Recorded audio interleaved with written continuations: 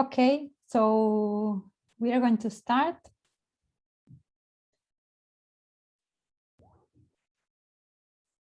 So I would like to welcome you everyone to this second session of the Environmental Management Training module organized by MedCities. As you know, this is part of a capacity building cycle consisting on 4 different thematic modules.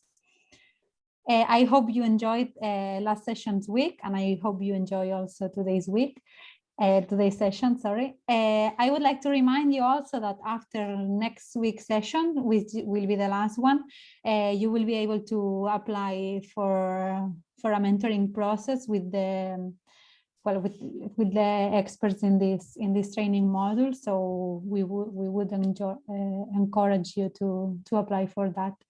And without further delay, I let the floor to Sylvia so that we can start with this second session. Thank you, everyone, and welcome. Thank you, Gemma. Yes, welcome back, everyone. I guess most of you were here last week. For those of you who couldn't come last week, welcome. Yes, as Gemma explained, today we are going to do the second session of this environmental management training block, where today we will focus on showing you some examples, real examples of cities, Mediterranean cities that have implemented several of the nature-based solutions, some of them that we saw also during last week's session. And we think that they are going to be interesting for you, and you can get inspiration for implementing similar actions and solutions in your cities. So as you see here, we will start with a little short activity as we did last week. We will ask you a couple of questions that you can answer in the chat, or you're also welcome to open your mic and let us know. Then we will focus on several examples, as I was saying, organized in blocks. We will talk about it in a second. And then we have a speaker today with us, a different one from the Metropolitan Area of Barcelona, that I will introduce later, and she will explain us in first hands their case study, their example, their solutions that they're implementing in the Metropolitan Area of Barcelona. And then finally, we will have a little short discussion and closure at the end. So yeah, this is just, as we said, this is the second of the sessions, and next week it will be the last of these online sessions that we're hoping that you're finding useful and inspiring. And before I start explaining the different examples, we just wanted to ask you a couple of questions. As I say, you can let us know in the chat. So how would you summarize last session from last week in 1 or 2 words? It's very difficult, we know. It's just so we can grasp what are the 2 or 3 concepts maybe that got stuck in your head after last week's session. So maybe, or a short sentence, or 1 or 2 concepts, if you can say, how would you summarize last sessions in 1 or 2 words, or a short sentence. And also you can also let us know what types of nature-based solutions were more interesting, or you thought they are the most applicable in your city. We saw many nature-based solutions, so maybe you can let us know 1 or 2 that you thought also were the most interesting or applicable in your city. So you can let us know in the chat if you want. Otherwise, we just started, so maybe you're just connecting now, but you can also let us know during this session. Reach and use. Yes, I thought. Okay, you can see the chat today. Okay. Yes, I can see the chat now. I'm also learning here in these sessions. And water management as well. Mm-hmm. So far, that's good. Mm-hmm. Yes, that we can find solutions to the problems that the cities are facing, respecting nature. That's definitely a very good way of summarizing also last sessions, to work with nature and not against it. So that's a really good summarizing. You can keep letting us know these 1 or 2 words or the nature-based solutions that you thought were interesting here in the chat, and we will be reading at them. Right. So I think I'm gonna start, if that's okay. Let us know if you have any questions throughout my presentation. Or you, Gemma, let me know, because I'm gonna be focusing, but you let me know like last week. Okay. So we wanted to start, so we have organized these examples here that we wanna show you in 5 blocks that more or less correspond to 5 types of nature-based solutions. As you can see here, the first one is urban gardens or urban farming. Every time we start this new block, you will see here on the right side of the slide, this little table that we saw last week, where it is showing the type of nature-based solution and the main benefit of the solution, as well as the main co-benefits that you can obtain from implementing the solution. So now, regarding urban gardens, we'll see 5 examples. We won't go into very much detail into all of them, some of them a bit more, because we of course don't have too much time, but we will try to show you a little bit of each example. And hopefully, as I said before, it can inspire you to implement part of the solution, or maybe copy this action as they have done in other cities, because these are all very successful cases. So let's start with the first example. So this is from a man in Jordan. This is called Urban Agriculture Office and City Strategic Agenda Project. So this example illustrates very well the role that a local government like you can have in the promotion of urban agriculture. It illustrates also very well this institutionalization of urban agriculture as this first step towards its recognition as a major component of the urban settings. So there's not very much rainfall in a month, so of course depending on the location, but the main sources of water is rain and underground water, and these are very limited. So in short, this project, what they try to do is they created this urban agriculture office and also a multi-stakeholder forum that was also very successful to incite and promote cross-sectoral and interdepartmental cooperation, not only within the municipality, the local government, but also with the Ministry of Agriculture, the Ministry of Environment, and other actors that we will see now, we will talk about now. And this was all to foster food security, social inclusion, and also to promote the sustainable use of water, in this case through urban agriculture. So in 2005, the municipality established this office to encourage not only urban farming, but also peri-urban farming. And this farming was directed for rooftops, also small plots between buildings. And in this case, in the urban area, so it was small-scale urban farmers that they were often part-time, producing a variety of crops in their own homes, in their own gardens, and mainly vegetables. So there were plots for 200 or 1,000 square meters each, depending on the case. And so from all of this multi-stakeholder forum that we will talk about now, one of the outcomes was this city strategic agenda.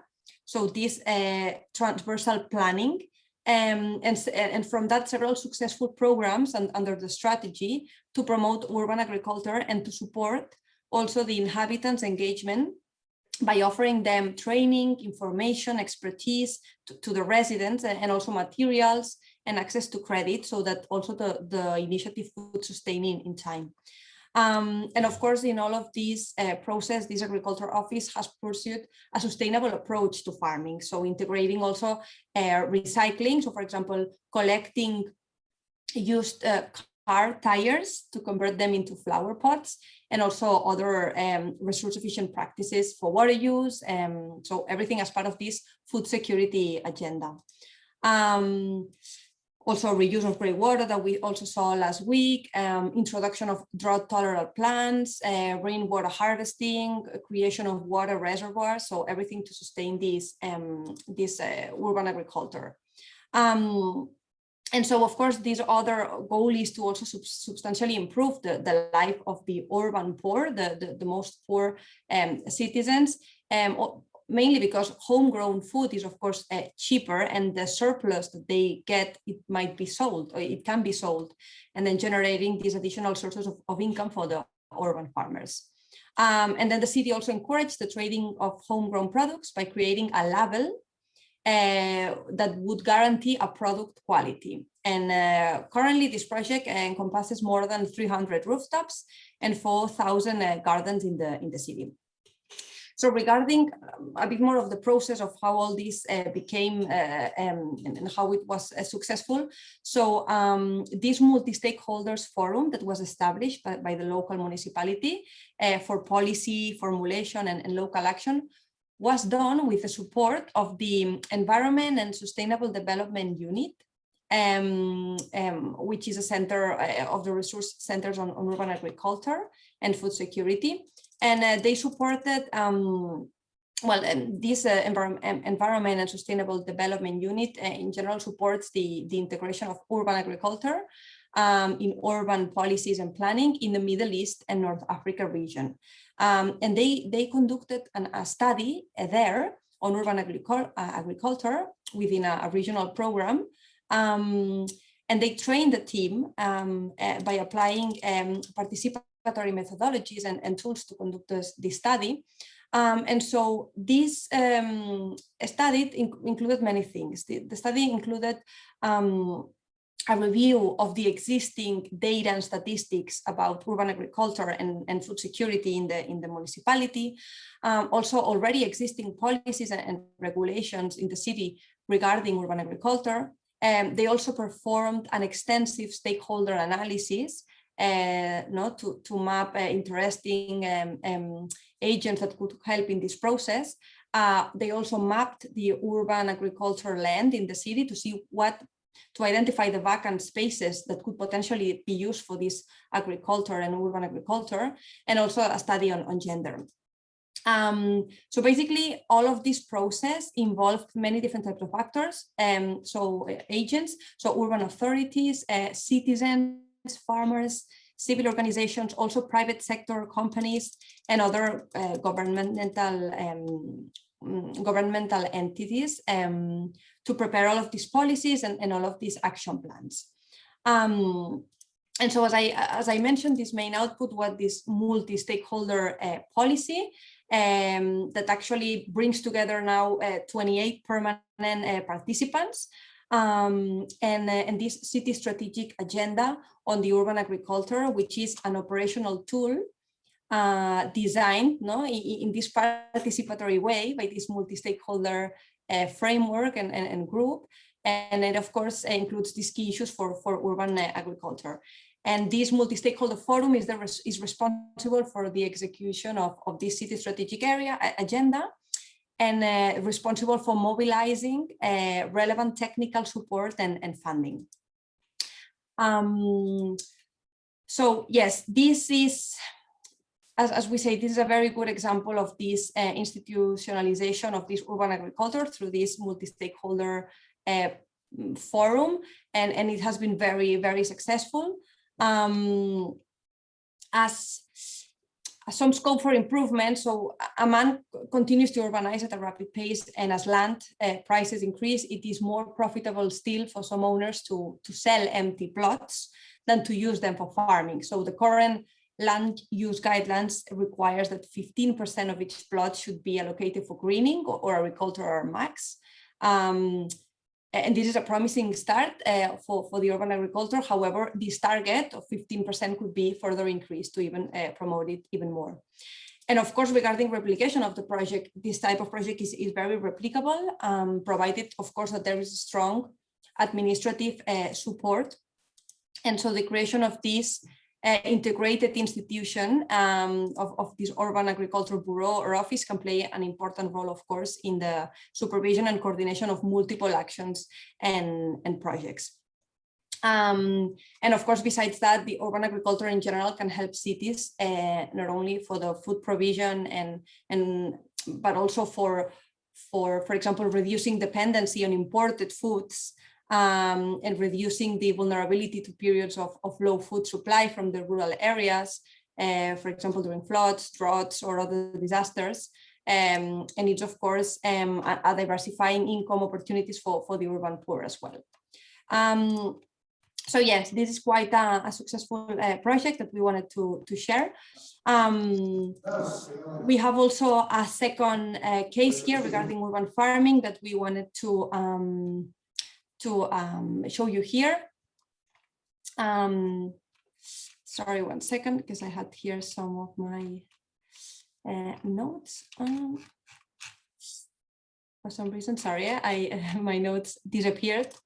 Right, let me just, well, here, this is a private vegetable garden and fruit gardening in Marousi in Greece. So this is in 2012 that this was implemented. And this is, so the local municipality of, in this case of Marousi, identified different degraded areas of the city.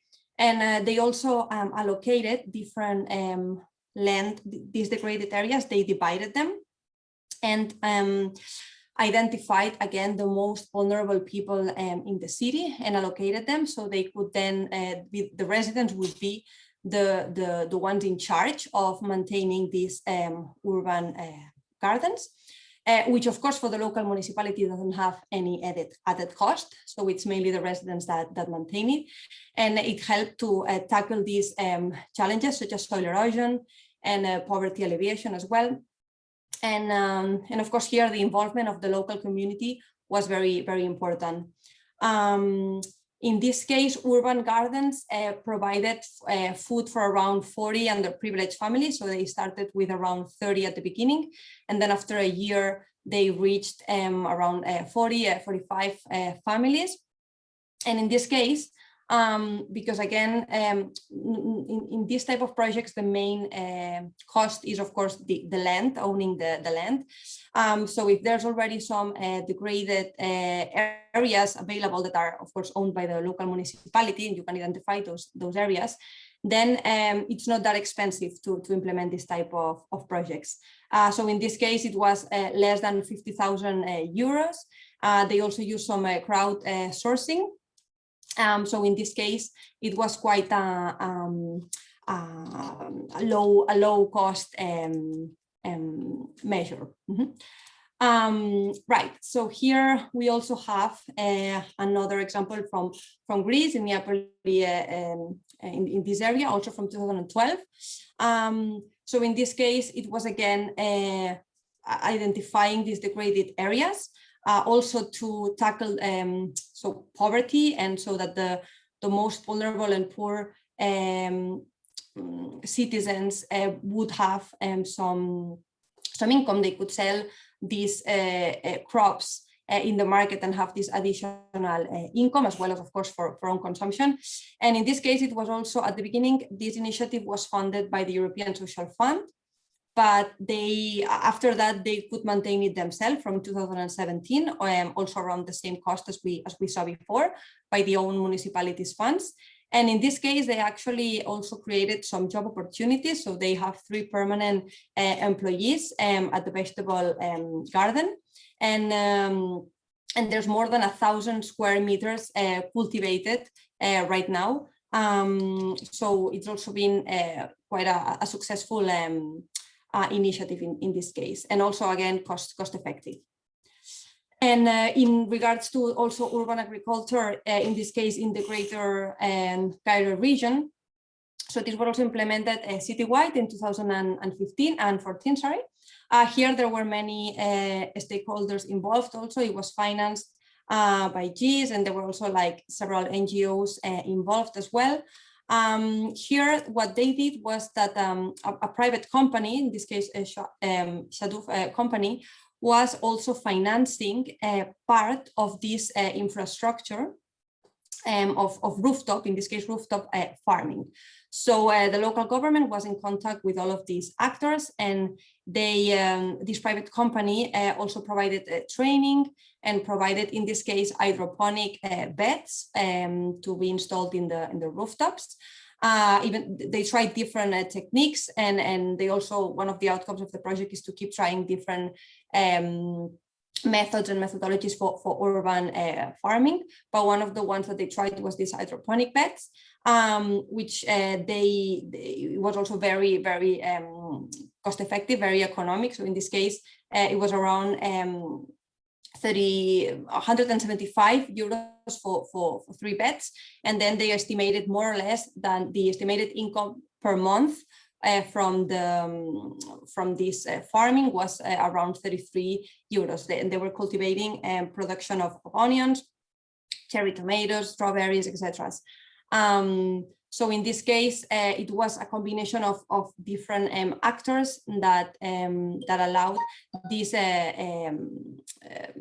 initiative to be very successful. So that again, this citywide, but of course, especially the most vulnerable population could earn this additional income in this case.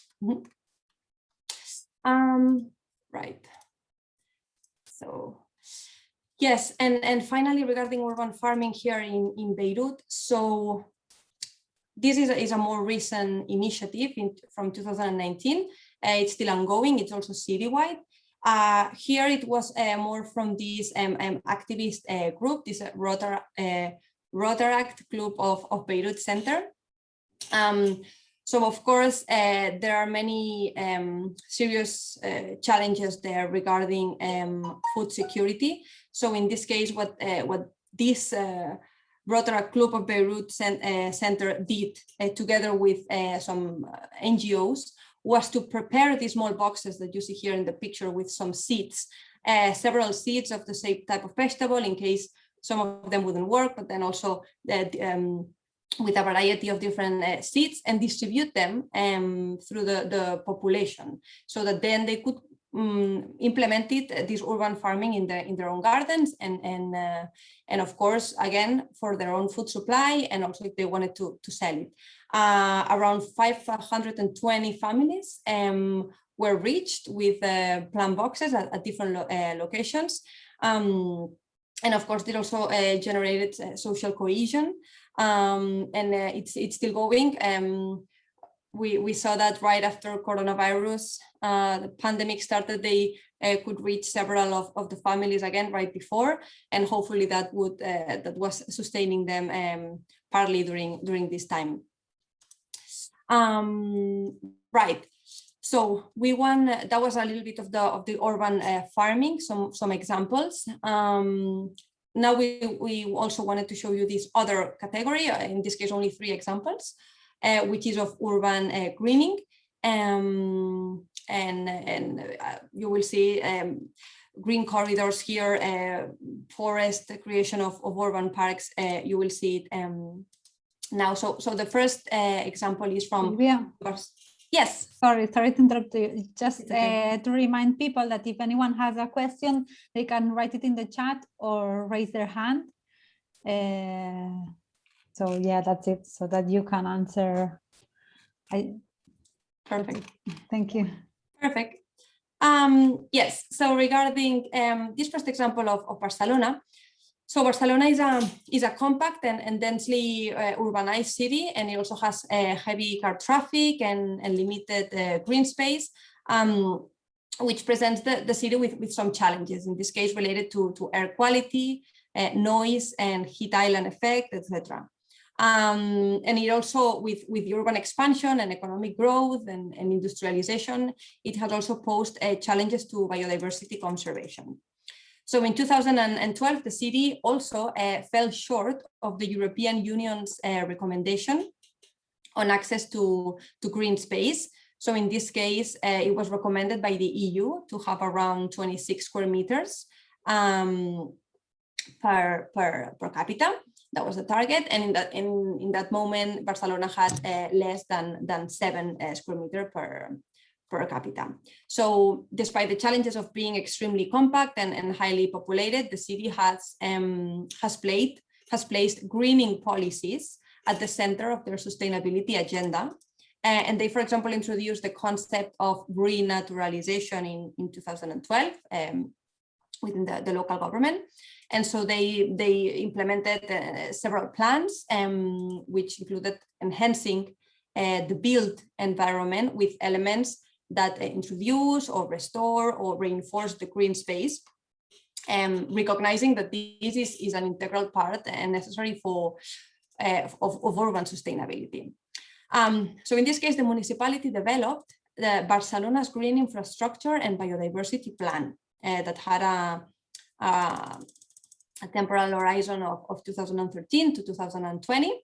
And the aim was not to just form a map of isolated spots, but to form a genuine network of green spaces, interconnected green spaces.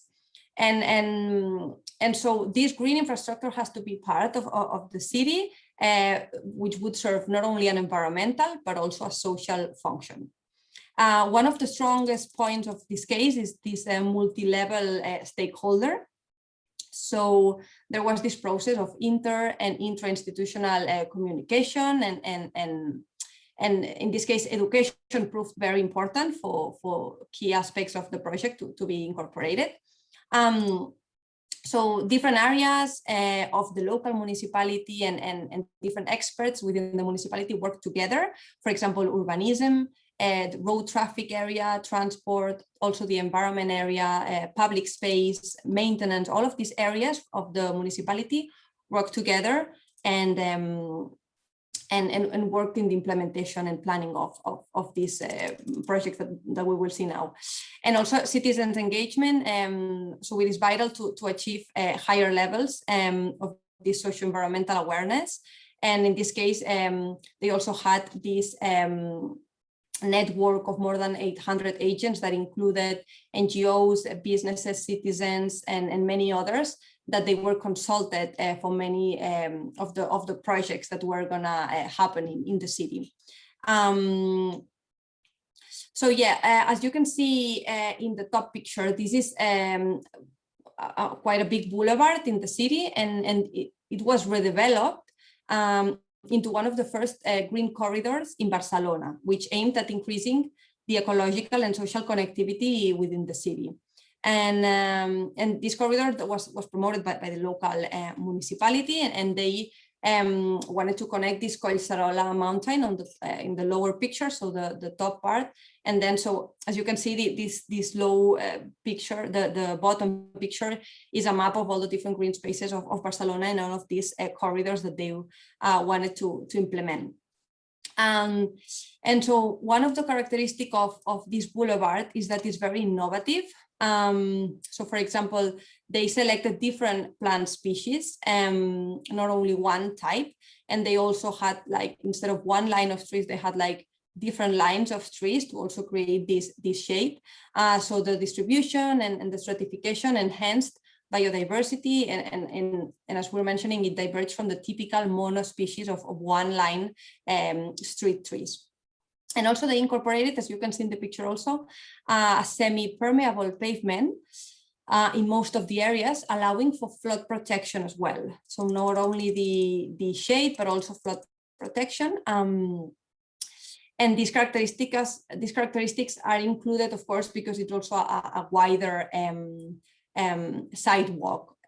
So they also plant this to like enlarge these sidewalks in order to create all of these green corridors. So it was also important part of the planning.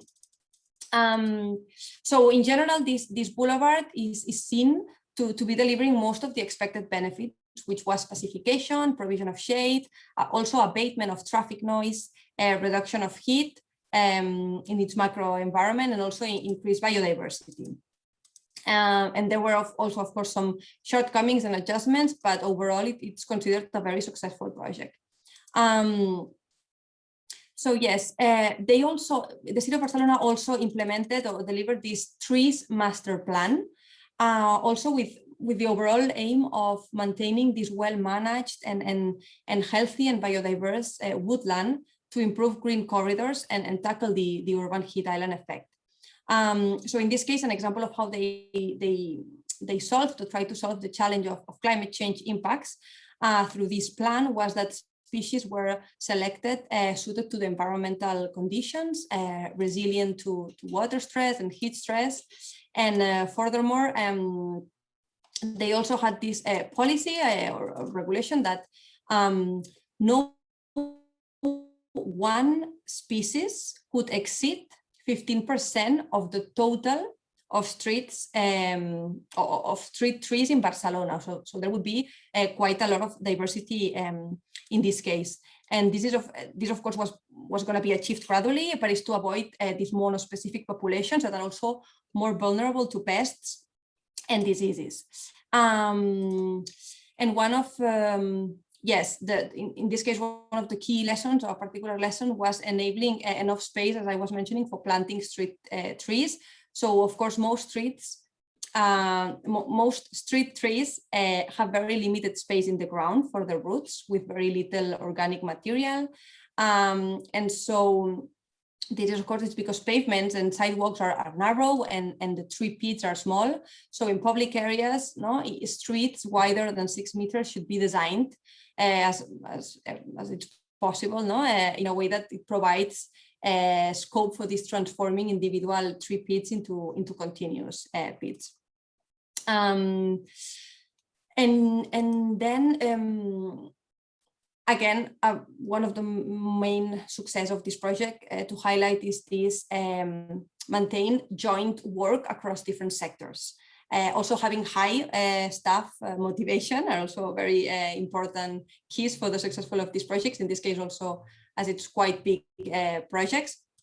But the creation of this biodiversity department in the local municipality in 2013 also helped a lot, of course, in progressing and implementing all of these projects. Also wanted to mention, it is a very big budget, as you can see here, but this is just because, of course, it's a big city. There were many projects to be implemented, and they also had like a medium and long-term horizon. The good thing about nature-based solutions, well, and in this case also because it was partly financed by European funding. So the good thing about nature-based solutions is that they can be implemented progressively, in small scale, in medium scale, in larger scale. So of course, it doesn't have to cost this. It's just because they had these also included other actions in different plans that they had in this case. Right. Then Silvia? Yes. Sorry, we have a question about, well, this, and it applies to many others. So here from Laila from the municipality of Tetuan, they are asking, how do you water these green spaces? No, because of course, with all this green infrastructure, you need a lot of water to maintain it. Yes, so in this case, in Barcelona, what they did, for example, is like drip irrigation. So in the cases where you can, of course, do it, and this is, of course, you have to build the infrastructure and everything, but drip irrigation is a very efficient way of watering.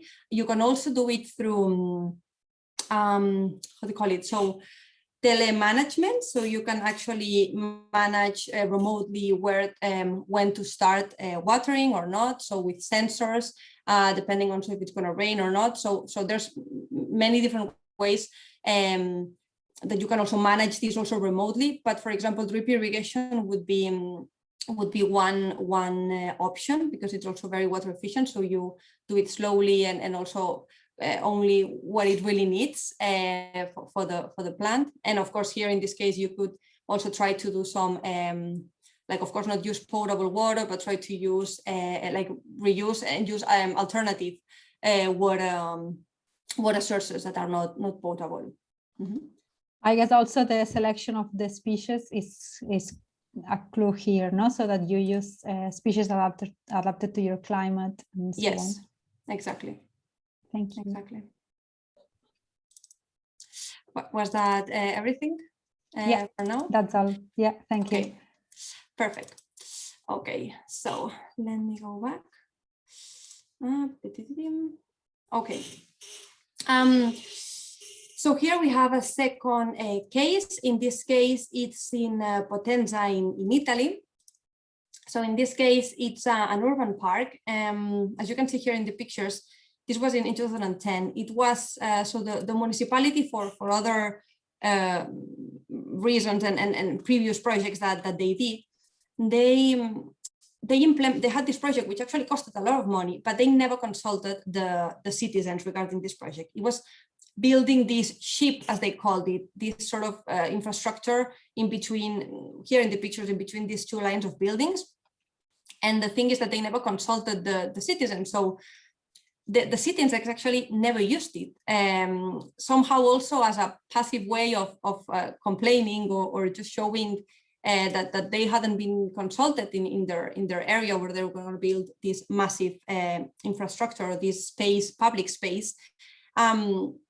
So they never used it. And one way to of course use it again and have this like a green area that was used in the municipality, it was to regenerate this space. So what happened was that so a series of self-organized workshops by the citizens themselves that later on invited the urban planners of the local municipality, but it started as a citizens initiative where they wanted to talk about how could they use or regenerate this space, right?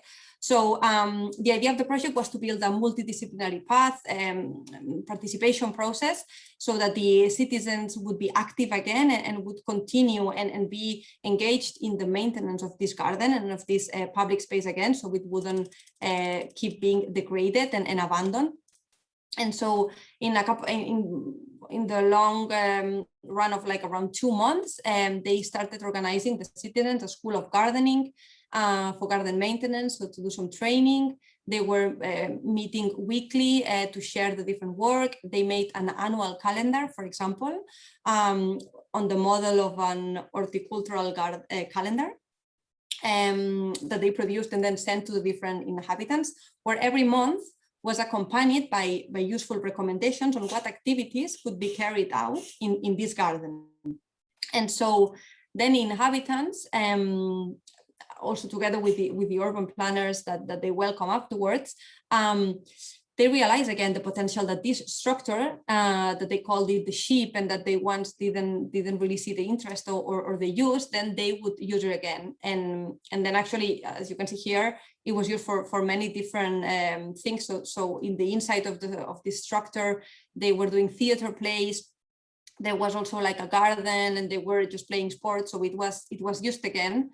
Of course, because the citizens were participating in the design and in ideas on what to do with it.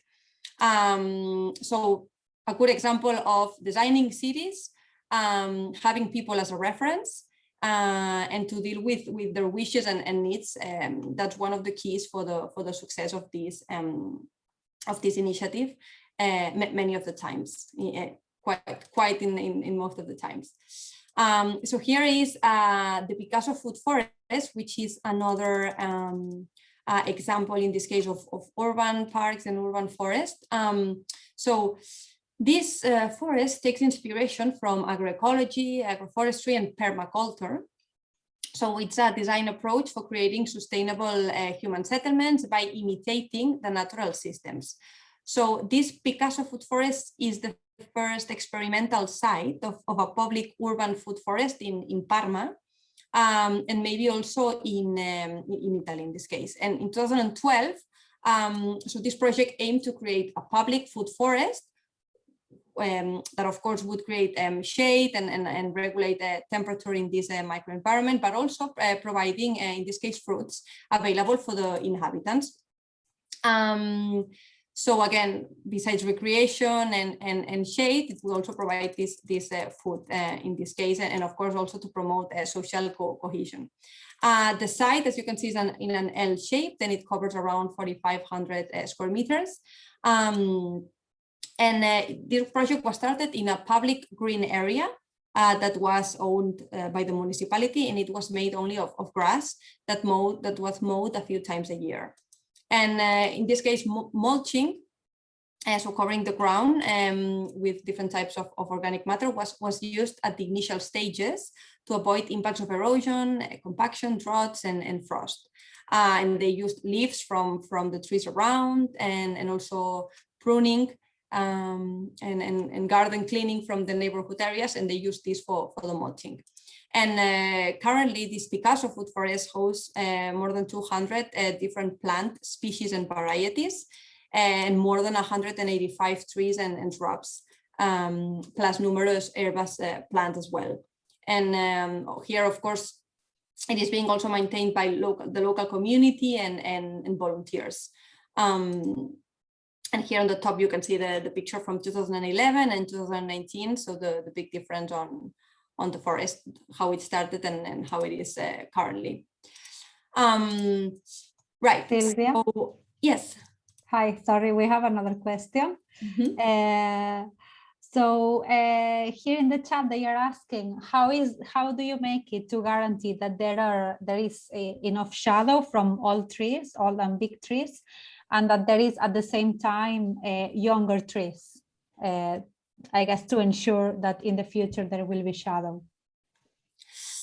Yes, so yeah, this is of course depending on the type of species. So actually in this Barcelona trees master plan, which I guess, Gemma, we can also share it. There's an English version, if I'm not mistaken. It's also interesting because they show all the different species that they have planted, and of course there's different species for different uses. And in order to ensure that there's of course enough shadow, you need to use of course species that have these bigger leaves, that have a bigger canopy, of course always like adapted to the local environmental conditions, of course, but within the range of the different species that are adapted to your region, to try to use the ones with bigger canopies and bigger leaves, of course, so that it creates more shade. And again, in this case, if of course the sidewalk permits it, if it's in a boulevard, in this case, for example, if it's a street tree, not put it only like on a line, but in this kind of double, like in double lines. So you create a combination where, of course, you get the shadow. Because of course with only one tree is different than if you put two together and parallel to each other. So yeah, it would of course depend on the species, and try to use the species that have this bigger canopy. Thank you. Thank you. Right, so now we are moving into this third block, which is the sustainable drainage systems. That, as we saw last week, there's many different types of these solutions, nature-based solutions for sustainable drainage. Here we will see 4 examples. We will start with this one in Sardinia. So this is an example of a constructed wetland in a Mediterranean urban context. As you see in the picture down, it's between these two cities, no? Cagliari and Quaru Santa Elena.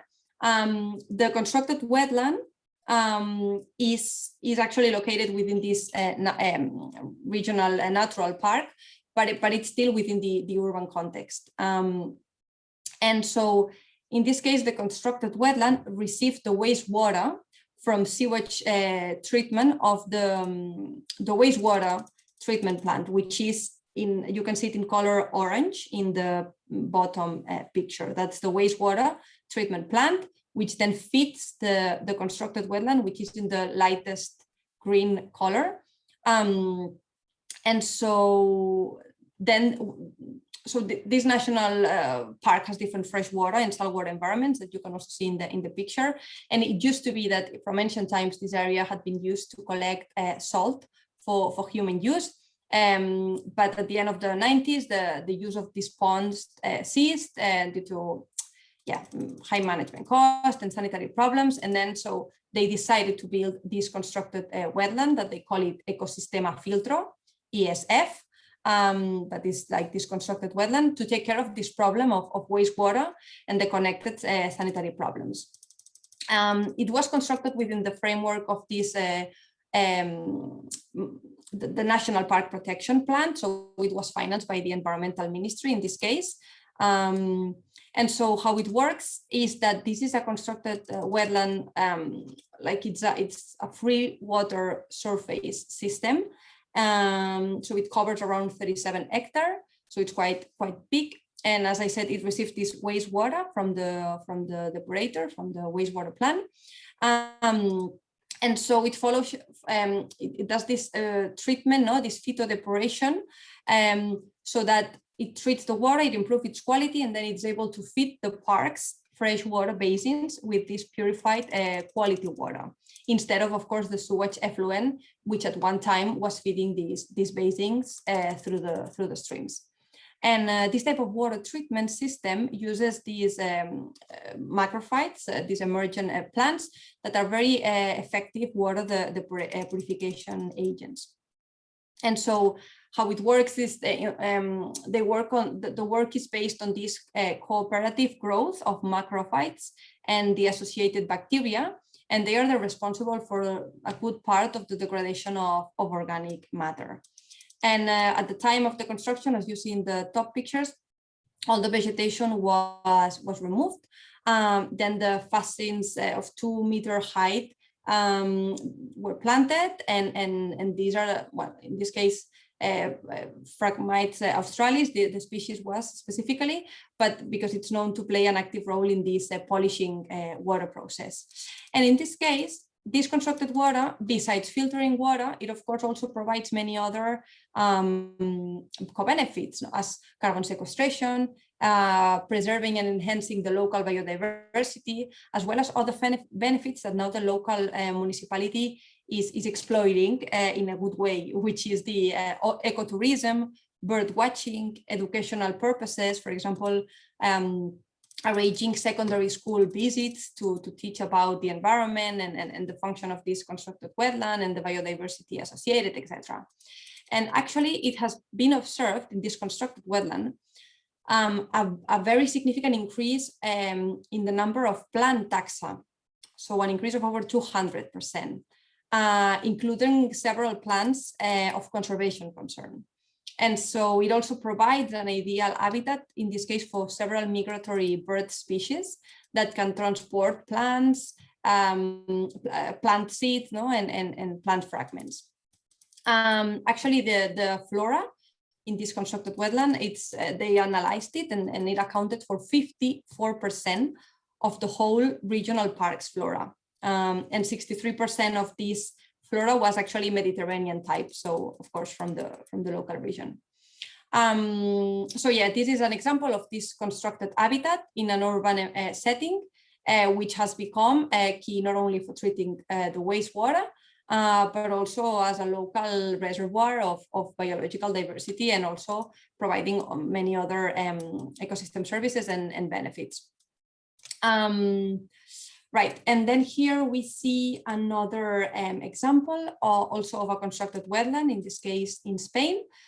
Also very similar, this one is smaller, is 1 hectare, but it not only serves as a tertiary treatment to also complete the process of wastewater treatment from also the wastewater plant and near it. But it also, again, has the co-benefits of increased biodiversity, recreational and educational purpose. And in addition, the regenerated water that comes out from this constructed wetland is also used for irrigation and cleaning of streets, for example. So then non-potable water is used for these other uses that don't necessarily need the potable water. So it's also a way to tackle water scarcity in this case, no potential water scarcity that the region is facing and might face even more. In this case, it costed around less than 100,000 euros. Right, and here we also wanted to show you this park, again in Barcelona, but we think that it's quite a good example to show you also of sustainable drainage systems.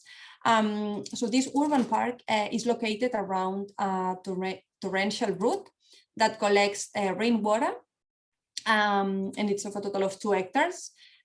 This used to be a private and enclosed area with a lot of concrete. And in 2009, the local government wanted to implement several sustainable drainage systems to drain the rainwater from the park and also be able to reuse it. So this system allows to collect rainwater through different types of drainage and pervious pavement. So for example, in this case, it's a system of ditches with gravel. And this filters the water and purifies it at the same time. And then once it's filtered, the water is also brought back through the subsoil and infiltrates on the ground. In case of very heavy rains, the water is also held in the zone of detention or in the flood areas that are created specifically for this purpose. And of course, all of this rearrangement has been done respecting the existing vegetation and the space generated by the torrent. And priority has been given to the conservation of the natural features of the park as well. And well, here again, the cost is also very high.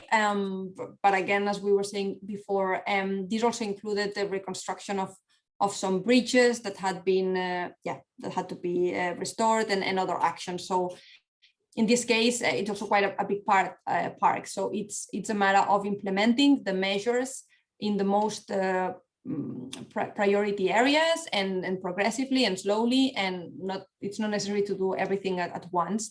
And so just wanted to clarify that, because sometimes the costs can scare us a bit, but that is the good thing about the nature-based solutions.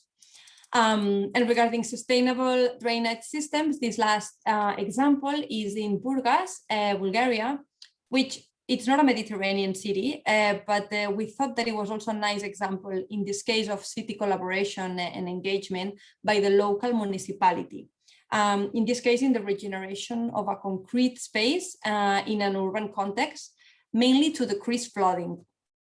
So this city had been hit by many floods.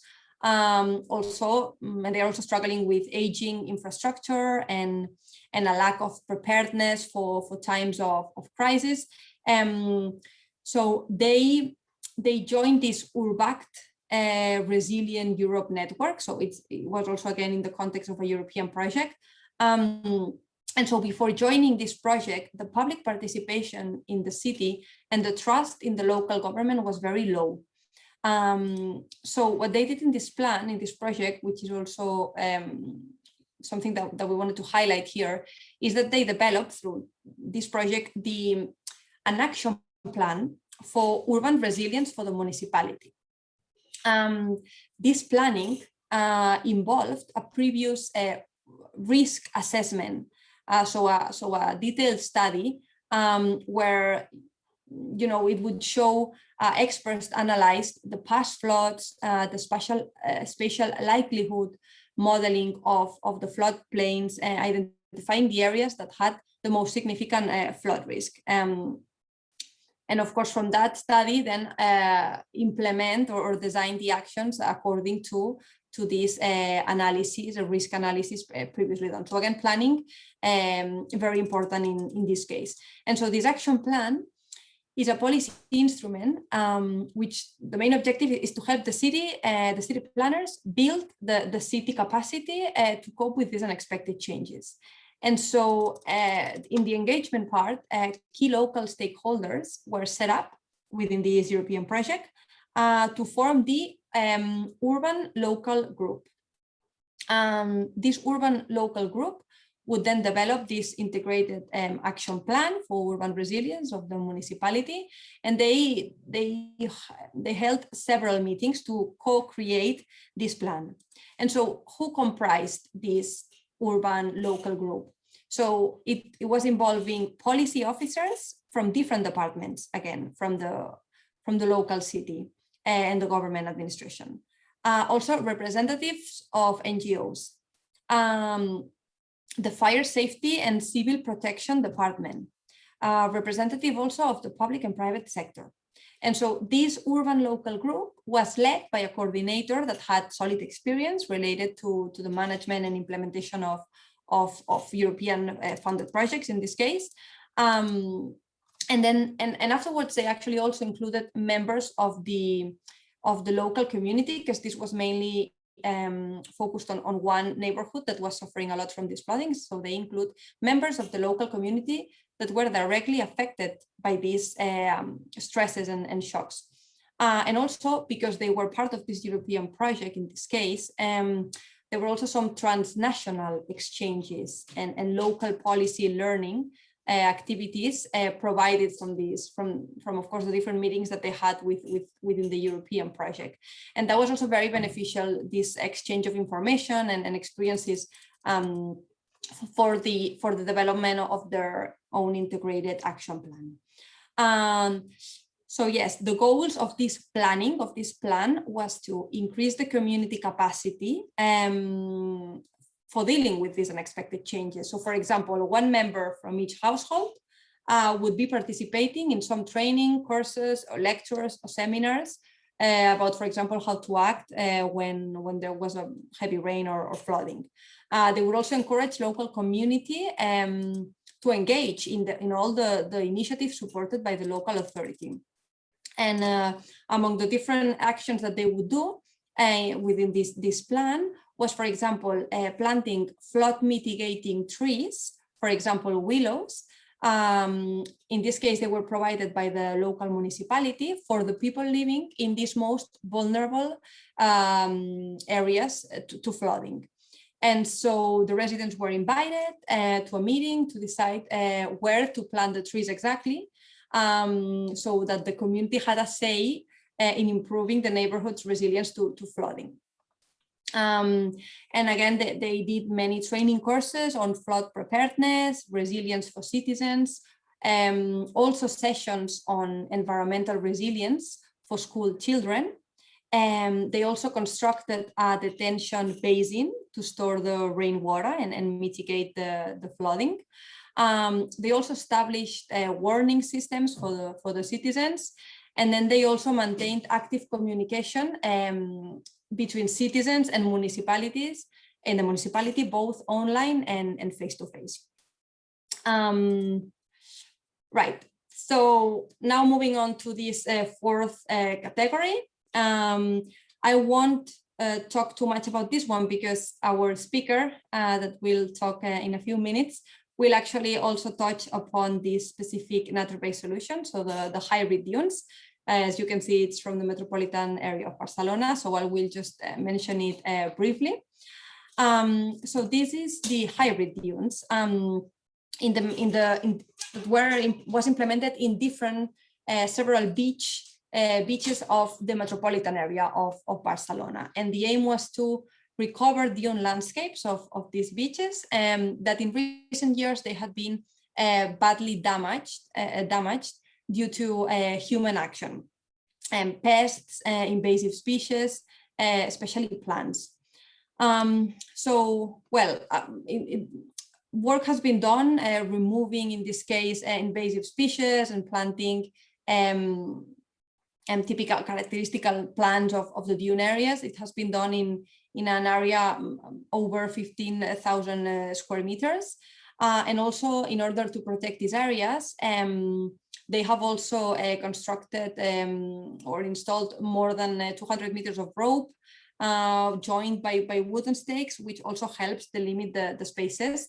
And in this case, there was also a lot of work regarding campaigns for the population, so they would respect this restoration area, and they wouldn't step on it, which then of course would be not good for the dunes restoration. And so yes, here of course the benefit of this is this is a viable alternative of coastal defense against erosion and sea level rise. Also, the dunes are an issue of interest for schools and for citizens. And in this case, the administration was, of course, the local administrations were involved, and there was also some local media interest. Right. I don't want to say too much because I think Eugenia will touch upon this topic later.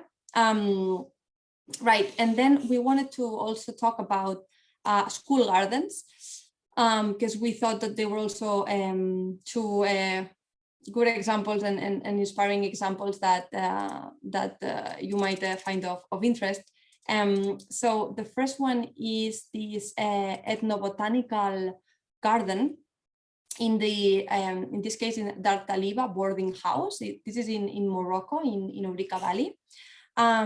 So in 2015, the Global Diversity Foundation, which promotes agricultural, biological, and cultural diversity around the world, established here an ethnobotanical school garden at this Dar Taliba Ourica boarding school. This school welcomes girls since 1999 from remote villages of this valley. And so around 130 girls enroll in this boarding house every year. And so over the past years, the students have been involved in the process of designing and developing this garden and participating in its everyday management in collaboration also with a local team. And so the garden's main purpose is to educate the students that are in residence, and also to help them learn about the indigenous plants, which has its origins in their communities located in the high Atlas Mountain. So the project works to increase awareness and strengthen knowledge about these traditional practices to support the conservation of the unique biodiversity and practices of the communities that have managed and maintained these high Atlas landscapes for millennia. And so in 2000, so in this year, they also in collaboration with several partners, this Global Diversity Foundation started organizing weekly permaculture trainings to teach the girls in residence agricultural practices such as seed saving, mulching, compost making, enrichment planting, and also organic fertilizer production. And so these trainings help the students understand how to protect the soil and the local biodiversity through sustainable practices. So the students and the local staff, they are currently growing a wide variety of plants in the school garden. Some are grown and used to produce organic fertilizer to stimulate the cultivation of vegetable crops. For example, turnip or eggplant, cucumber, tomatoes, zucchini, lettuce, green beans. And in addition to the cultivation of these vegetables, the garden is also surrounded by a selection of different fruit trees, including pomegranate, lemon, fig, etc. And so these vegetables, fruits, and herbs that they produce, they are harvested during these weekly garden trainings, and they are used by the own school kitchen staff to provide healthy and nutritious school meals for the girls and the local team.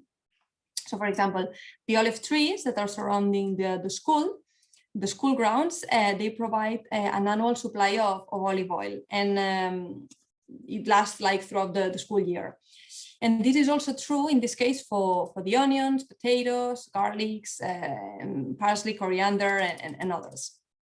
They are grown in separate small garden next to the kitchen, and these are all staple ingredients in traditional Moroccan cuisine, and they support the school's self-sufficiency in organic food production. So yes, the students and gardeners, they all agree that organic vegetables and fruits that they grow themselves, they taste much better than the bots in the local market. And also when the girls leave for school breaks, all the vegetables and herbs and medicinal plants are actually distributed also to encourage the girls to share the fruits of their work with their families. And also this part of sensibilization to the families, so not only the girls, but passing it to the families. And also, of course, to avoid any food waste. Now this botanical school garden encompasses an area of 6,000 square meters and is organized in different sections, as we have also briefly mentioned. So there's this greenhouse and a plant nursery for cultivating and production of seeds of the wild species and traditional crops. There's also an ethnobotanical garden to help the students learn about the local flora and the diverse high atlas landscapes. There's also a vegetable garden to grow the produce on site for school meals. And there's also an aromatic and medicinal garden. And also another sort of demonstration garden for recreation, enjoyment, training for students, and also providing, in this case, a space for the students to read and study for their exams. So far, around 700 Moroccan girls have benefited from the school garden training program. And regarding the replication of this project, so it was first developed in 2015, but this Dar Taliba garden is now well established and has actually garnered the interest from neighboring schools in the same valley, who have reached out to visit the garden and learn about the project. And so there's visits from primary and secondary school students, and this has encouraged them to think about partnering with other schools in the region to establish school gardens and educational programs similar to the model at Dar Taliba. Right, so, well, also just to finalize this case study, but right now the staff at the school are also conducting a survey of all of these girls, more than 600 girls, who have been residents, also to understand how the experience has impacted their lives over the long term. So they are in the process of doing this. And in the case that the funding has come from different sources, so the MAVA Foundation, Darwin Initiative, and also some private donors. Right, and then finally, we also wanted to talk about this other project in Lebanon, these learning gardens for children and youth. So the government of Lebanon estimates that the country hosts 1.5 million of the 6.3 million Syrians who have fled the conflict since 2011. And so despite the support provided and recent improvements in school and training enrollment, displaced Syrians in the region are becoming increasingly vulnerable, and more than half of the displaced Syrian children are still out of school. And on top of this, many of the refugee households, especially in the eastern part of Lebanon, in this valley, in the Bekaa Valley, they are also severely food insecure. And so since 2016, this Danish NGO, Zaher, Grow to Learn, together with the Lebanese NGO Soils, so several NGOs working together, and also Food Heritage Foundation, they have been working with the Syrian communities displaced as refugees in Lebanon. And so this Danish NGO aims to facilitate a platform where the NGOs with expertise in permaculture, organic gardening, and in the education also of stigmatized Lebanese and Syrians can come together and support and engage these marginalized children and youth. And so a key component to this work is to transform unused patches of land into functioning learning gardens that can accommodate garden education programs. These programs contribute to enhancing the environmental, social and economic sustainability of the communities by promoting the use of organic permaculture practices. And how it works is that the participants attend weekly workshops in the learning gardens. They receive education on subjects related to gardening, such as plant life, water, insects, soil, compost, cultivation techniques, and much more. And each workshop consists on a theoretical and then a practical part. So inside the classroom or underneath the canvas, as you see here in the pictures, a local trainer introduces a subject and the theory behind. And then afterwards, outside in the garden, the knowledge is put into practice. And so these lessons taught are reaching the principles of permaculture, organic gardening, and traditional Middle Eastern agricultural practices. And crops from the garden are harvested, and they are either consumed directly or turned into preserves. And to ensure the continuation of the learning garden, dedicated student leaders were trained to care for the garden after the conclusion of workshops. And with time, the aim is to promote learning gardens at Lebanese public schools as well, so that Lebanese kids can acquire the same skills as their Syrian counterparts. And also here it was very important the participation of volunteers and parents and teachers that were also involved. Right, so this was everything from my side. Hopefully some of them have inspired you, and I don't know if there's any other questions, Gemma, but otherwise I can introduce you all to Eugenia. So she's Eugència Vidal. She's a landscape architect and urban designer, and she's currently working at the Department of Infrastructure and Innovation of the Barcelona Metropolitan Area, where she is a team coordinator for the spatial planning for the Collserola Natural Park in Barcelona. So Eugenia, I don't know if you're there, but I think I'm gonna stop sharing my screen, and you can share your presentation. Yes, Sylvia, thank you very much. I have enjoyed the presentation very much. I'm trying to share the screen.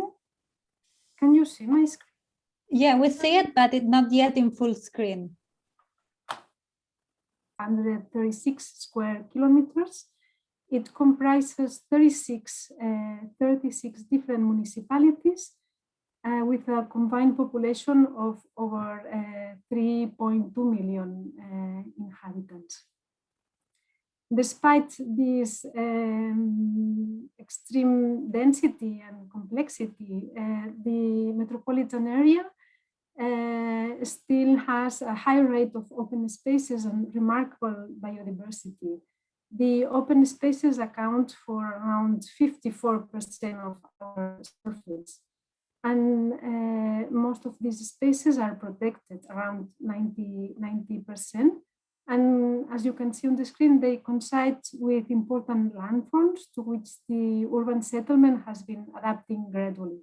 For example, we have the coastal range with the Garraf Massís, the Collserola range and the Marina range, with a high ecosystem value that still maintains its forest coverage. And this forest combined with farm activities forming what we call the agroforestry mosaic. This is a very important part of our green infrastructure. Besides these spaces, we have other spaces of remarkable value as well as the rivers, the beaches and the streams. And besides these spaces as well, we consider as part of our green infrastructure all the more urban kind of green spaces, such as squares, streets, parks. and then a myriad or a collection of smaller interstitial spaces that we think that should be incorporated into this concept of green infrastructure as well. So we have this set of heterogeneous spaces that conforms this interconnected green network that provide us with very important economic, social, and environmental services. And for us, I think that this is the first NBS, the most important, and the one that underlies all the rest. So usually open spaces have been seen as the opposite to the urban fabric. At the AMB, we are trying to put the green infrastructure at the center of our spatial planning. We have seen the different characters of the spaces that we have. I have described very briefly our vision, but then I would like to highlight as well which is our approach. We have a very complex territory in terms of governance as well.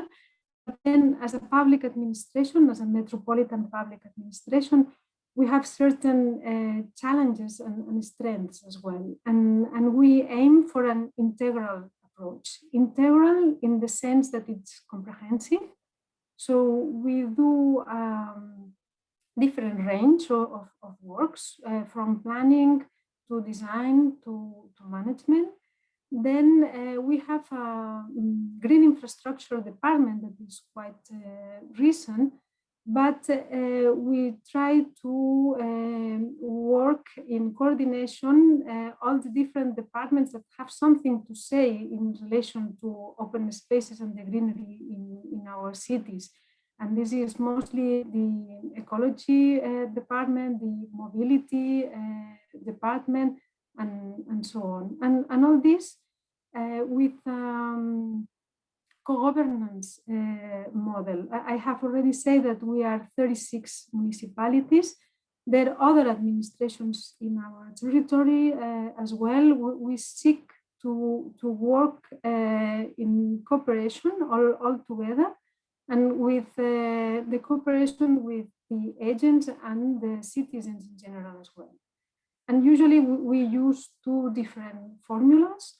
One is based on specific agreements with one or more of the 36 municipalities. And the other formula that we use is based on consortiums. Here, all the administrations are represented, as well as the landowners and the social society through councils or advisory bodies. So we have seen the different spaces, we have seen our vision and our approach.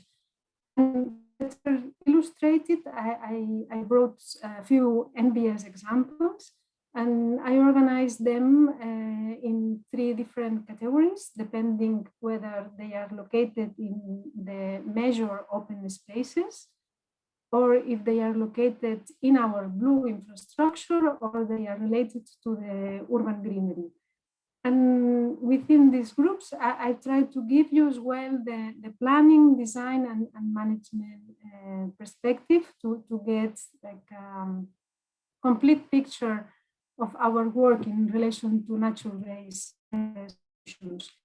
So in relation to measure open spaces, here the objectives are to try to maximize the ecosystems that they provide, the ecosystem services that they provide us with, at the same time that we try to regulate the disturbances and the negative impacts that they suffer. So our task, I would say that it's mostly related to planning and related to management, not so much in relation to design. I brought 2 examples. One is, of course, the Collserola Natural Park, and the other is the Agrarian Park that we'll see on the next slide. The Collserola Natural Park is a forest park of over 8,000 hectares that comprises 9 different municipalities and that is located at the heart of our metropolitan area. So it's a very strategic kind of space of great value. Nevertheless, if we compare it to other open spaces, and if we had to choose which is the most important value, I would say that it's extremely relevant in terms of biodiversity and for its contribution to the social and cultural services for our population. And the AMB, together with the other administrations, has been defining the new preservation plan for this park. This new plan is a direct consequence of the declaration of Collserola as a natural park in 2010. We are at the final stage of its approval, so we hope that in a few months it will come into force. I think it's difficult to now just introduce you to the plan. I would say that one of the novelties is our aim towards a more kind of adaptive and dynamic management of the park. The other major open space that we have been involved in its planning, it's the Bachelorette Agrarian Park. Here we have surface of 3,300 hectares. It comprises 13 municipalities. And it's a very strategic open space as well, since it's by far the most important agricultural production area in the metropolis. It has been very important in terms of governance and the way we perceive the agricultural, the metropolitan agriculture, since before it was seen as at the municipal scale only, and now it's being conceived as a shared space, as something that it belongs to the metropolis. The plan that we have been involved with dates from 2015. And both, I would say, the Collserola Natural Park and the Agrarian Park, they are both governed by consortiums, with the AMB being part of this consortium.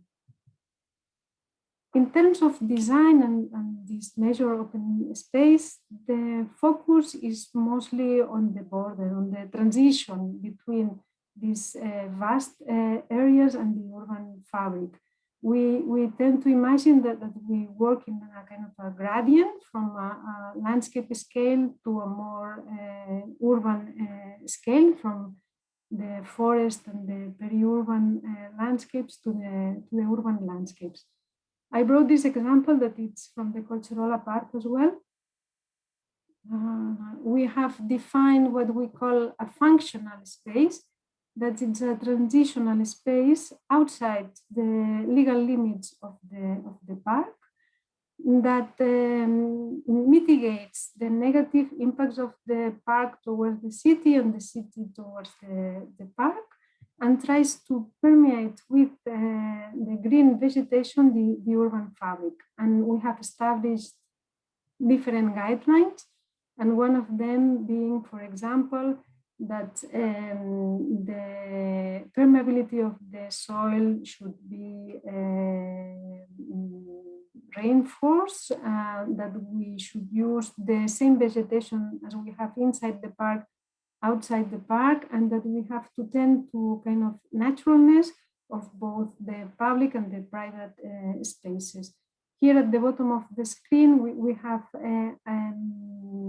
selected a few of the natural-based solutions that we are trying to implement in this area outside the park. We have some images of what we call living walls in kind of insect hotels and retention and lamination ponds. But perhaps more key, I think it's the solution related to the management of these spaces. I brought two examples.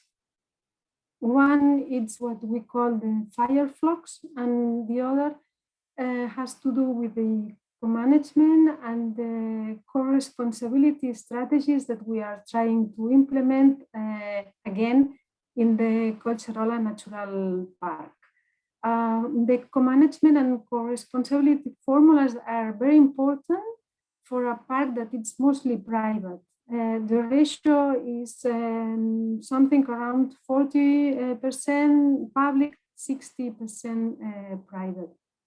With this kind of formulas, for example, the one that we are seeing at the screen, we try to establish some benefits for the private owners to manage the land in a certain way, in a way that is coherent with our vision for the park. For example, if the private owner wants to implement one of the uses that have more impact on the park, like a restaurant or a rural hostel, then he or she needs to get a management plan of the farmland that cultivates the priority agricultural areas, that takes care of the areas of connectivity, interest, that aims at habitat conservation and so on. Kind of a win-win solution.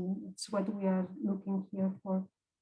The other solution in relation to management are the fire flocks. Here we have goats and sheep help us in the wildfire prevention strategy.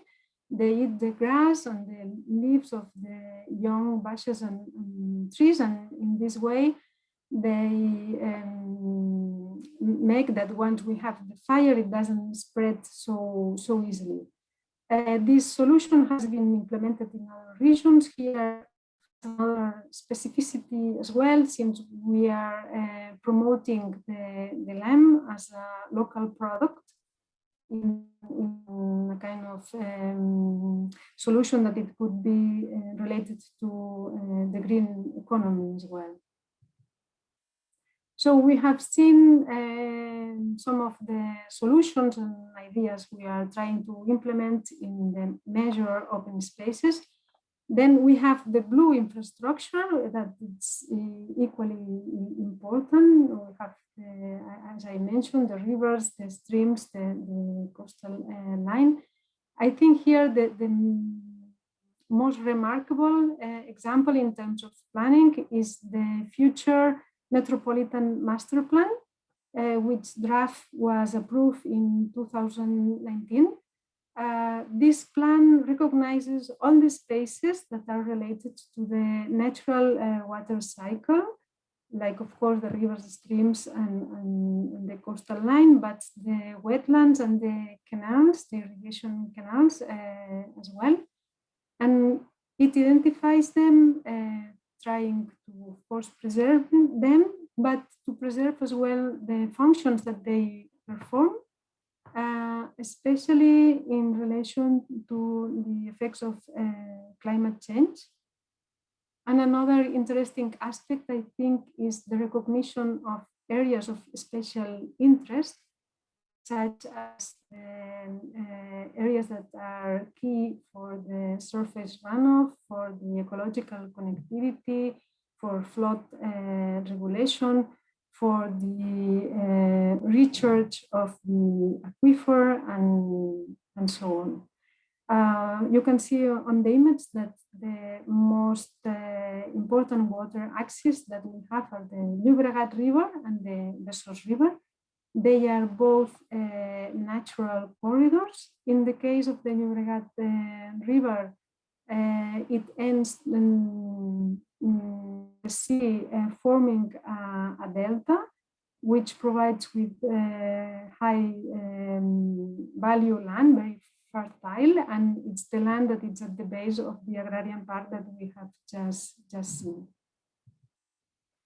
In terms of design, I picked the Llobregat River, and the two rivers, they are very different we work on both of them, but in terms of natural-based solutions, I think that the Llobregat River has been more lucky. There's more, we have been implemented this kind of work perhaps more in this river than in the other one.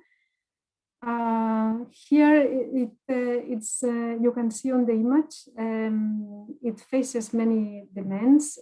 On one hand, it has great potential in terms of providing ecosystem services, but on the other, it's not only a natural corridor, it's an infrastructural and utilities corridor.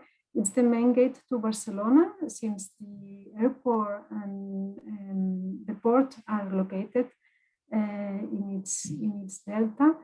So it's very challenging space, but at the same time, it's a space that still has great potential in terms of improving the ecological connectivity, the social connectivity, and so on. The AMB has been and continues to concentrate many efforts in this area in collaboration with the different municipalities and very often with European funds. We have selected some of the images of the projects that we have been carrying out in this area.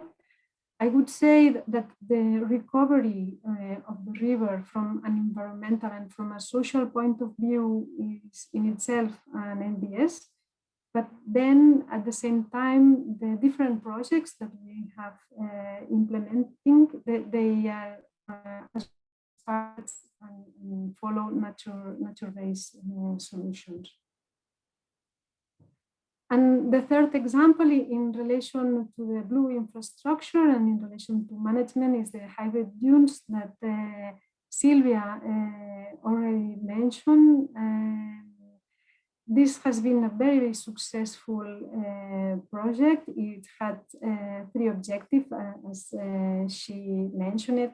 One was, of course, to recover this kind of dune ecosystem. The other was to raise awareness towards the fragility of this ecosystem. And the third one is to seek viable alternatives for coastal defense due to erosion and the increase of the sea level.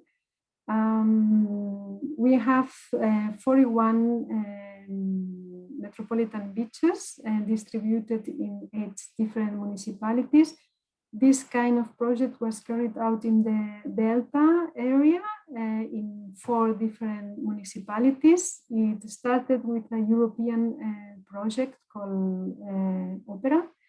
And now the AMB still continues investing on it together with the municipalities. And the third category that I mentioned is the urban greenery. Here, our responsibility has to do with the management of the Metropolitan Park network, and then we design and build high quality public spaces and public facilities as well. So in terms of planning, the first most important example would be the network itself, the Metropolitan Park network that consists of 51 parks distributed in 33 municipalities, and it amounts for a little bit more than 290 hectares. The metropolitan parks very often are located near major open spaces, and they act as transition spaces from open spaces to the urban fabric. They are very important in terms of the social and the environmental services that they provide us with, as for example, carbon sequestration in relation to the urban heat island and so on. And then from a social point of view, we think that they provide our a much needed contact with nature. In this sense, we did an analysis to see how close were they from our population, and according to the last data, more than 1/3 of the metropolitan population has a metropolitan park within a distance that is less than a 15 minutes walk. So of course, the idea is to increase the number of parks and the people that benefit from them, but we were quite satisfied with the results. In terms of design, as I said, we design public spaces and public facilities. Some of these are metropolitan parks that then gets incorporated into the network, but most of them are squares or streets or small gardens, as the example that I brought, that it's a garden for the Immigration Museum in the Besós River area. I thought it was interesting in the sense that here one of the concerns was to have flexible structures that could accommodate different users and activities. So whenever possible, the aim was to avoid rigid structures, and the authors choose to work with living and dry willow. The dry willow, we can see it on the left with these circle structures that they have heights of 120 and 160 with different exits and entrance. And the idea was to serve as a playground for children, that it could be used in different manners. And then on the right, we have this other image with live willow. These are, there are shelters to play or to have some shadow as well, that they vary through the year depending whether they have leaves or not. And then in relation to the urban green and our responsibilities in relation to the management of the Metropolitan Park network, we would like to mention that besides meeting the highest standards, we have a concern as well for biodiversity and a concern for the promotion of the social and ecological values of these parks. And these two issues are usually tackled together. I brought here a snapshot of the webpage of the Parks Department with the different programs that they offer, from guided visits to more participatory activities and citizen science projects. And in relation to citizen science projects, I brought these two examples: the A&B Wildlife Viewer and the Metropolitan Butterfly Observatory. We have worked together with kind of more research-oriented partners that have helped us, and we have designed this tool where you can see the observations that citizens have made in our parks and beaches in relation to butterflies and wildlife, and they work through an online mapping application. So to sum up, we have this vision for a green metropolis with a strong green infrastructure that will permeate the urban fabric, that will ensure biodiversity and the functioning of ecological process, that will help us to maximize ecosystem services and minimize disturbances. In this sense, the NBS are a key aspect of this vision, And our approach towards the implementation of the nature-based solution wants to be a comprehensive, multidisciplinary, and multi-scalar one. Thank you very much.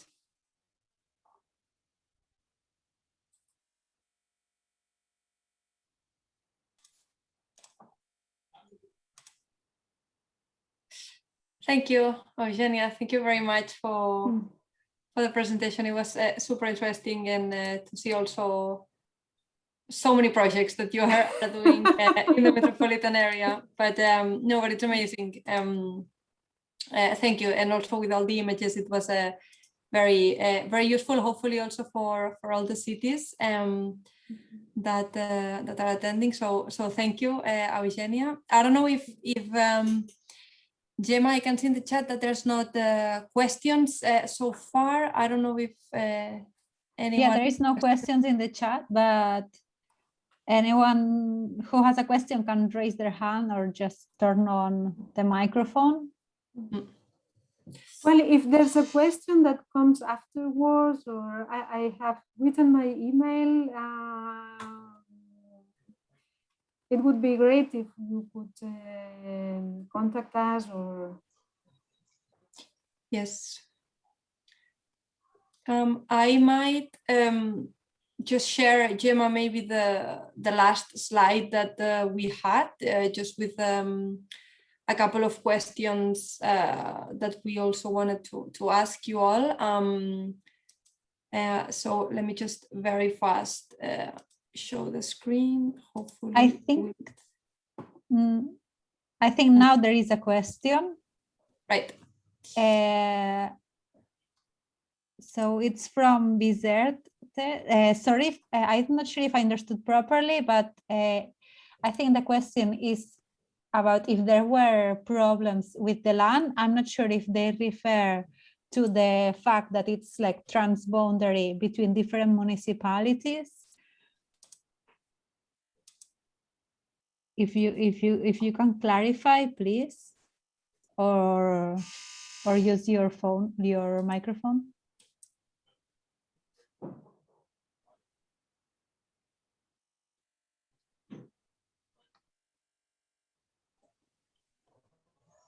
Bonsoir. Yes, we can hear you. Thank you. Bonsoir. C'est Madame Sonia Daoudi de la commune de Bizerte, Tunisie. Oui. Concernant ces projets de parc, est-ce que pour vous, ça a été facile de regrouper les différents propriétaires de ces terrains pour réaliser ce projet? Est-ce que vous n'avez pas eu des problèmes de partage foncier, c'est-à-dire que le terrain n'est pas sous un seul propriétaire? Je ne sais pas si vous avez eu des problèmes parce que nous, généralement, il y a beaucoup d'intervenants et parfois la propriété d'un terrain n'appartient pas à un seul propriétaire. Donc, ça cause des problèmes pour réaliser ce type de projet. I'm sorry because it's very hard for me to understand French. I think that the question is related to the cultural and natural park in relation to the private owners, and if we have some difficulties in dealing with them. Eugenia, just so that you know, there is a simultaneous translation. So if you can go to the English channel and it will translate.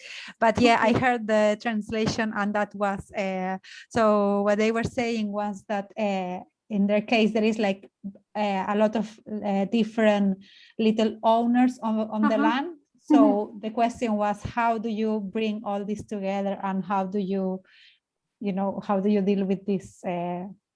These characteristics. Yes, this has been one of the issues as well. We try to have them organize among themselves so that we have an organization that we can dialogue and work together with. But in the particular solution that I was describing, this is something that is optional, so they can do it or not. I mean, there's this regulation that if you want to have a restaurant, then you have to do this.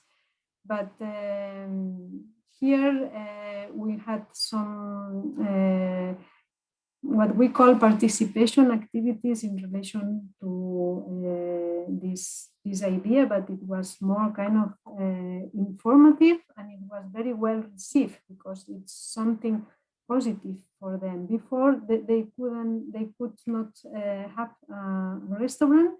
Now they have this opportunity, but if they want to do this, then in return they have to do other things for the park.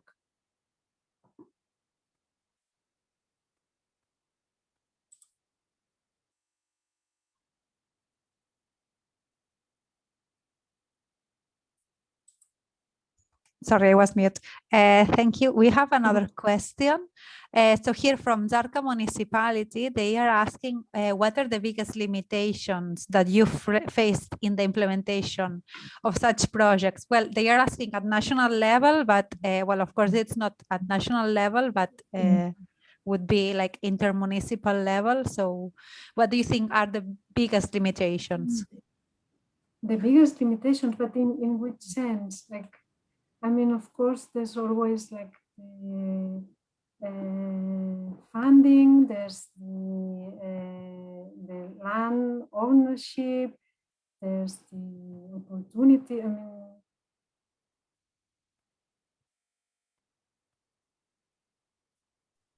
yeah, I guess all those. Yes, I mean, and we talk about challenges as well, the relation between the different departments. It's another challenge sometimes as well. Yeah, so yeah, that would be also. Mr. Hussam is asking also internationally. So I guess that some part of these natural-based solutions were implemented through yes, European and yes, international projects. So yes, I don't know. Yes, this has helped us a lot. Has helped us a lot in convincing our politicians and that this is the way to go, and at the same time has helped us a lot in direct funding and has helped us as well in knowing other experience. That's very important. Sometimes you have one problem and you don't realize that this problem has been worked in a different ways in other contexts, and you can learn from this. So knowledge exchange, funding, and having the right arguments to defend this kind of solutions. So another, well, it's not really a question, but a comment with that it's very interesting that some of the solutions that we presented during this this session are quite difficult to apply in the Mediterranean region and in the southern Mediterranean region, which of course is more arid, more arid with less water, more temperature, well, increased temperatures. So they wonder if it's possible to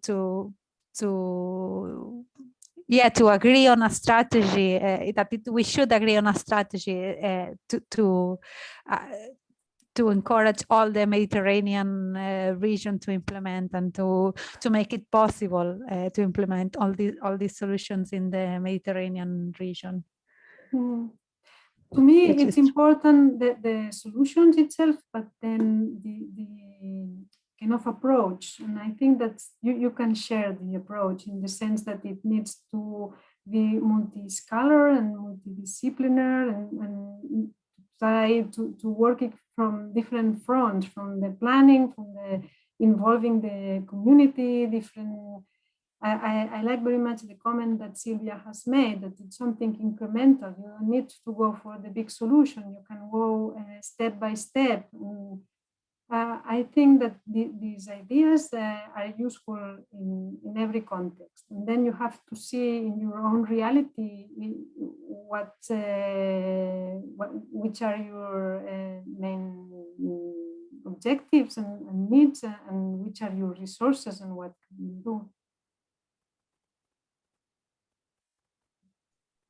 Thank you, Eugenia.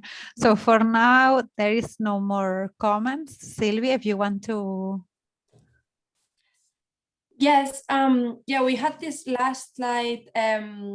We wanted to ask also, we were curious if your municipality, your local government had actually contacted or collaborated in joint projects with other municipalities, either within your country, like your neighboring cities, but also internationally, so cities from other countries.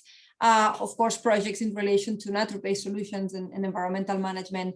And if that experience, in case you did contact or collaborate directly with other municipalities, how was your experience, if it was positive, and also mainly so that you could maybe tell us what you learned from that experience, if you would do it again, or what best practices you shared, or something that you learned that other municipalities were applying, and then you could apply in your own municipality because it worked for them. So we were just wondering if that is something that you have done, and in case you have, that you could share with us briefly. You can open your mic and let us know. And here we ask mainly, so it can be, of course, collaborations through a European project where you have, or any other project, international project that you work with other cities, but also just from your own initiative where you knocked the door of the neighboring city and ask, what have you done regarding solving flooding problems in your municipality? Because we also have those. And we were just wondering if that is something that you have done, and if you would like to share it with the rest of us. You can also write it in the chat, or let us know. You can open your mic and also tell us.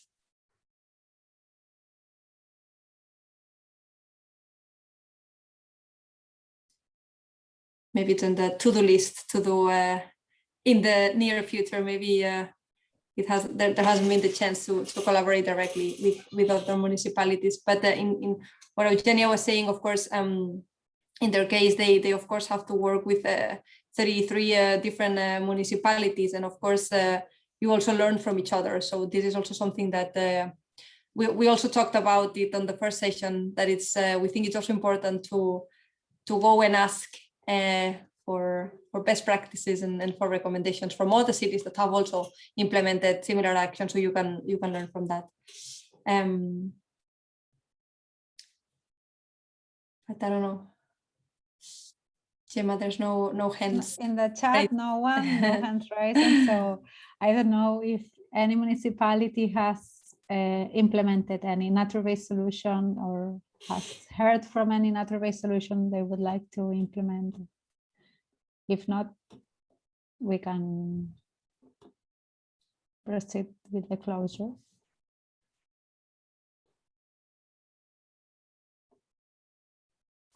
Yes. No one. Well, hopefully after this session, there will be more municipalities who will implement. Let's hope so. For sure. And yeah, and we also have next week's session. So any questions that you might think of today or in the next week that you have, of course, you're welcome to ask us also next session. And yes, it will be ready to share and to talk next week, because we will ask a lot from your participation and input. So see you next week. Gemma, I don't know if you wanted to. Yeah, no, just that. Just a reminder that the next week's session, it will be very participative. We will ask you for next week. It's very important that you change your name to put the language first. We will give you more information on that. But yeah, I see also. Okay, no, it's more a comment from Zarka municipality. That they are getting benefits from the presentations and looking forward to to implement nature-based solution projects in Zarqa. So also us. That's good. Perfect. So, yeah, that's nice. So, well, that's it. See you all next week. Remember that the link is different, so you just have to look in the agenda. And that's it. After next week session, we will also send you a link where you can register if you would like to take part of this mentoring process with Sylvia. And well, again, we will give you more information next week, but just so that you keep it in mind. Okay. Thank you all very much. Thank you, Sylvia. Thank you, Eugenia. And see you next week. Thank you all. See you next week. Bye. Bye.